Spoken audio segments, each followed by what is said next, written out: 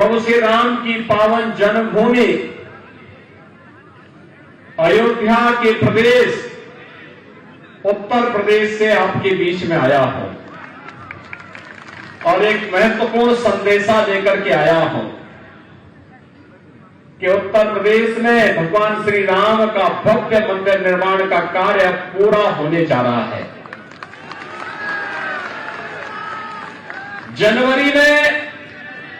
जनवरी में देश के यशस्वी प्रधानमंत्री जी के द्वारा राम मंदिर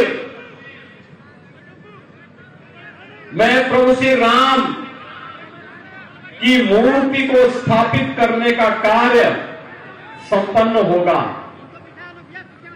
और आप सब जानते हैं कि यह अवसर होगा देश के अंदर राम राज्य की स्थापना की घोषणा का।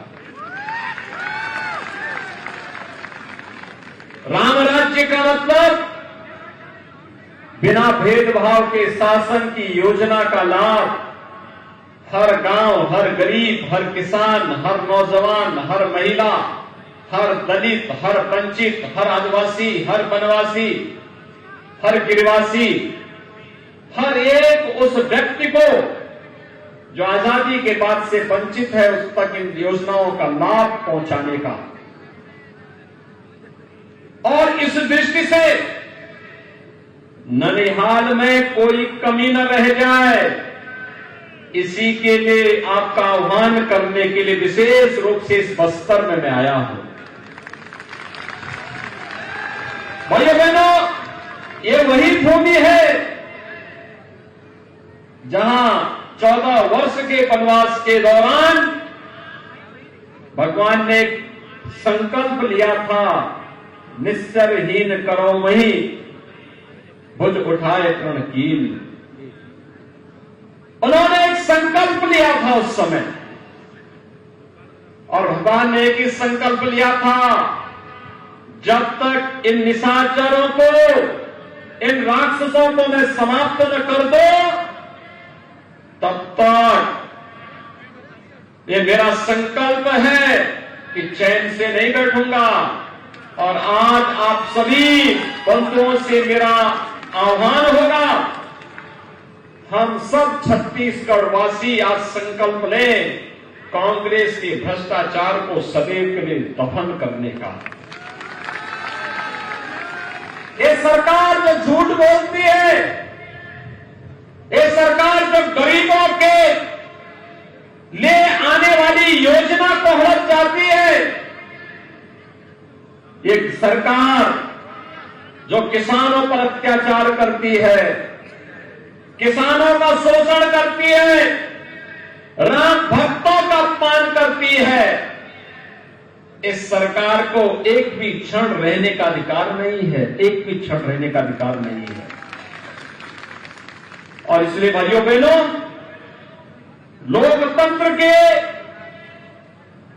इस व्यवस्था में यह अधिकार आपके हाथों में है। अगर आपने सत्ता सौंपी है तो कान पकड़ करके उसको सत्ता से बाहर भी करिए, अगर वह आपके हितों पर कुठाराघात कर रहा है तो। और कांग्रेस ने तो यही किया है।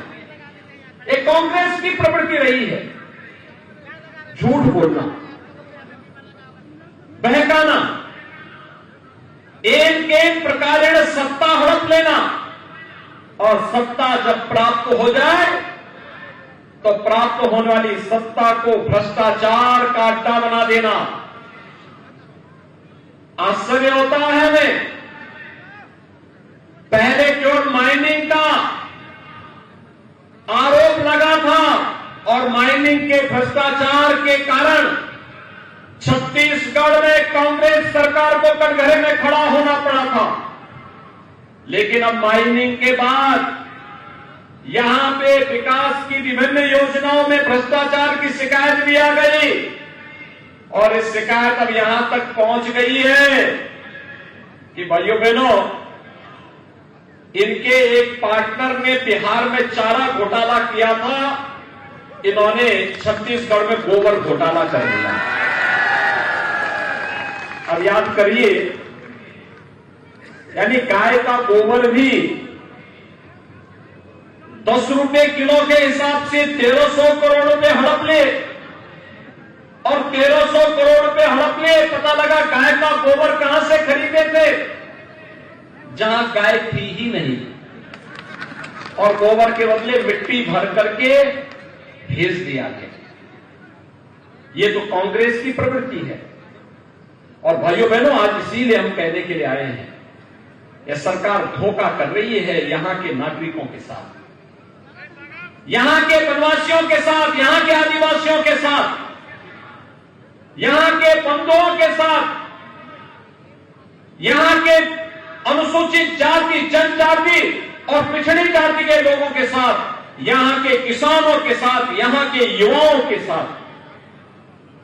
इस सरकार को विकास से कोई लेना देना नहीं, क्योंकि इस सरकार ने अपने घोषित एजेंडे के तहत छत्तीसगढ़ में रामनवमी के जुलूस पे लाठीचार्ज करवाती है, पर्व और त्योहारों को शांतिपूर्ण तरीके से नहीं मनाने देती है, लेकिन दूसरी तरफ लव जिहाद के लिए वर्ग विशेष के उपद्रवियों को प्रोत्साहित करके संरक्षण भी देने का काम करती है। लव जिहाद धोखे से हिंदू बालिकाओं के साथ छल और कपट करके बहकाने का प्रयास। उत्तर प्रदेश में हमने कानून बनाया, अगर कोई दुस्साहस करता है, कानून के शिकंजे में कस करके उसको पूरी तरह तेल निकाल दिया जाता है उसका। भाइयों बहनों, हमें आश्चर्य होता है, यहां की सरकार धर्मांतरण की अनैतिक गतिविधियों को प्रश्रय देती है। भोले भाले गिरिवासी, वनवासी, आदिवासियों को बहका करके उन्हें अपनी व्यवस्था के खिलाफ भड़काने का कार्य करती है। और भाइयों बहनों, उन्हें सुविधाओं से वंचित करके बहकाने का जो पाप यहां की सरकार कर रही है, यह क्षम्य पाप है। आप याद करिए, जिन बंधुओं ने हजारों वर्ष पहले त्रेता युग में प्रभु श्री राम के साथ खड़े होकर के उस समय इस पूरे क्षेत्र को राक्षस विहीन किया था, आज उन बंधुओं के साथ छल, ये तो भगवान के साथ छल करने जैसा है। और इसीलिए आज मैं आपका आह्वान करने के लिए आया हूं।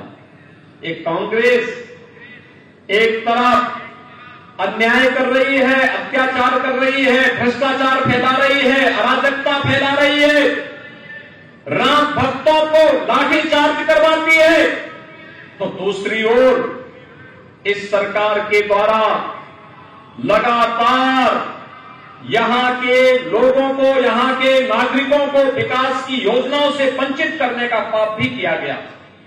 भाइयों बहनों, मैं आपसे पूछना चाहता हूं, क्या आपको हर घर नल से जल मिला? यहां जल मिला क्या? नहीं मिला। लेकिन भारतीय जनता पार्टी आपको आश्वस्त कर रही है, टोटी से जल, नल से जल पहुंचाने का काम हम देंगे। भारतीय जनता पार्टी का वायदा है, प्रधानमंत्री मोदी जी देंगे।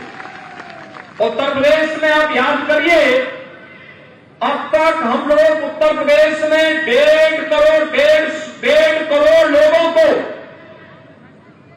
हर घर में नल की सुविधा से शुद्ध पेयजल उपलब्ध करा रहे हैं, आरओ का पानी पहुंचा चुके हैं। बुंदेलखंड में आप जाइए, देखिए हर घर में पानी पहुंच गया। लेकिन छत्तीसगढ़ में यहां की सरकार नहीं लेना चाहती, क्योंकि जो पैसा दिया जाता है वो भ्रष्टाचार की भेंट चढ़ जाता है। मैं आपसे पूछना चाहता हूं, आदरणीय प्रधानमंत्री मोदी जी ने जो आवास भेजे, आवास मिला क्या आप लोगों को? आप याद करिए, 16 लाख आवास छत्तीसगढ़ के लिए थे, पैसा हड़प लिए।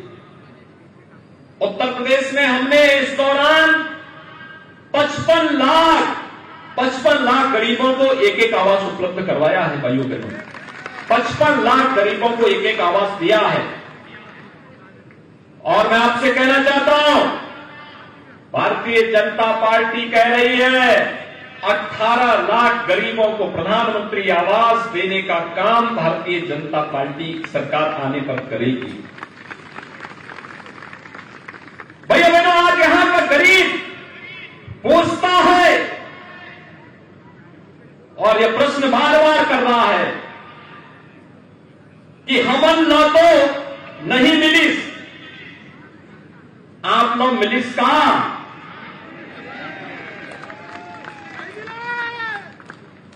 आप लोग मिलिस कहां? नहीं मिलिस ना।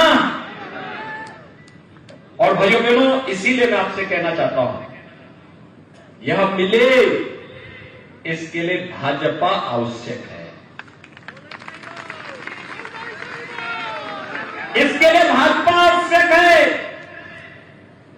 क्योंकि कांग्रेस देगी नहीं।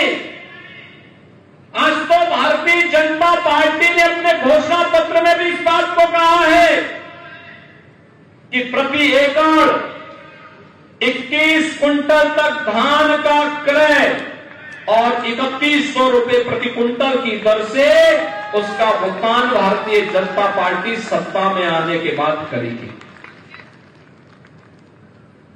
यहां तो करते ही नहीं, कांग्रेस की सरकार करती नहीं। कर्जा माफी की बात कहे थे, किए ही नहीं, भूल गए। बड़ी बड़ी घोषणाएं किए थे, भूल गए।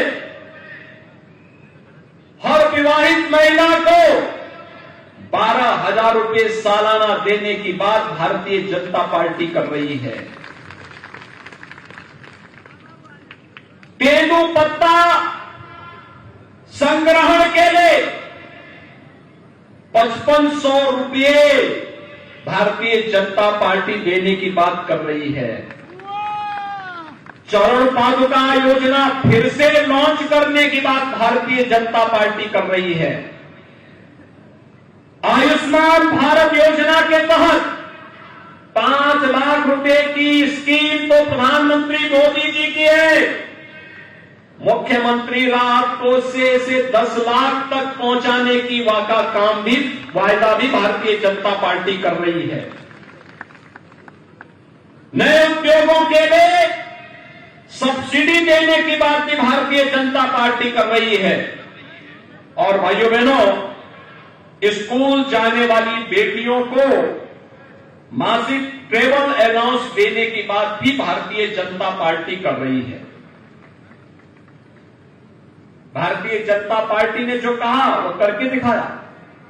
आप याद करिए, कोरोना कालखंड में मोदी जी ने फ्री में टेस्ट करवाया, फ्री में उपचार की व्यवस्था दी, फ्री में राशन की सुविधा भी दी और फ्री में वैक्सीन भी दिया।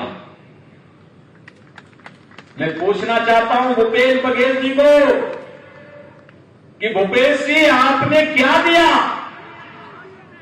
मोदी जी तो मार्च 2020 से आज भी हर गरीब को राशन फ्री में उपलब्ध करवाने का काम कर रहे हैं।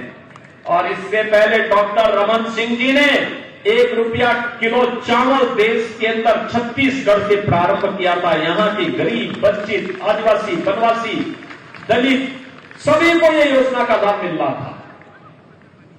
आखिर इन योजनाओं में बंदरबांट क्यों इनके साथ धोखा कर रहे हो?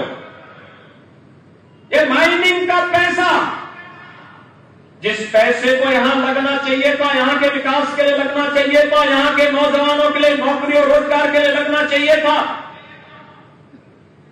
यहां विकास की नई नई योजनाओं को बनाने के लिए लगाना चाहिए था, उस योजना का बंदरबांट कैसे?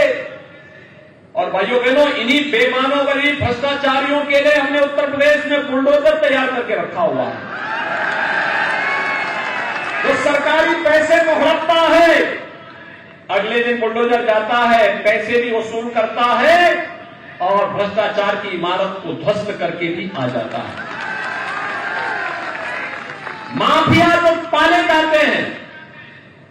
इन लोगों के द्वारा उन्हीं माफियाओं को, उनकी संपत्ति को जब्त करके गरीबों के लिए, आदिवासियों के लिए, वनवासियों के लिए, दलितों के लिए, वंचितों के लिए, उनके लिए आवास वहां पर बना करके अपने हाथों से जाकर के हम लोग उपलब्ध करवा देते हैं। भाइयों बहनों, कांग्रेस विकास नहीं, केवल सत्ता को अपनी बपोती समझ करके उसको भ्रष्टाचार का एक नया गढ़ बना देना चाहती है।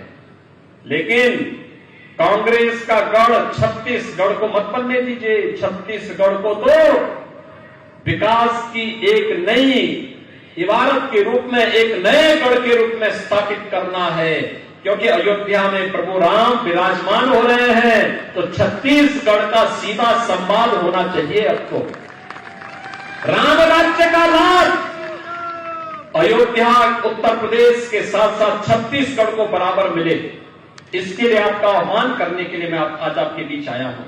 और इसलिए भाइयों बहनों, मेरी आप सबसे अपील होगी, भारतीय जनता पार्टी ने आपसे जो कहा वह करके दिखाया। आप याद करिए, छत्तीसगढ़ कांग्रेस कभी नहीं बनाती। कांग्रेस तो समस्या का नाम है। कांग्रेस ने देश में आतंकवाद की समस्या दी, कांग्रेस ने नक्सलवाद की समस्या दी, कांग्रेस ने भ्रष्टाचार की समस्या दी।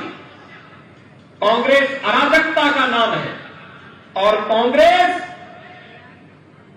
हर उस समस्या का नाम है जिससे एक गरीब, एक वंचित, एक दलित, एक आदिवासी, ये सभी जिससे परेशान है, ये सभी समस्याएं कांग्रेस की देन है।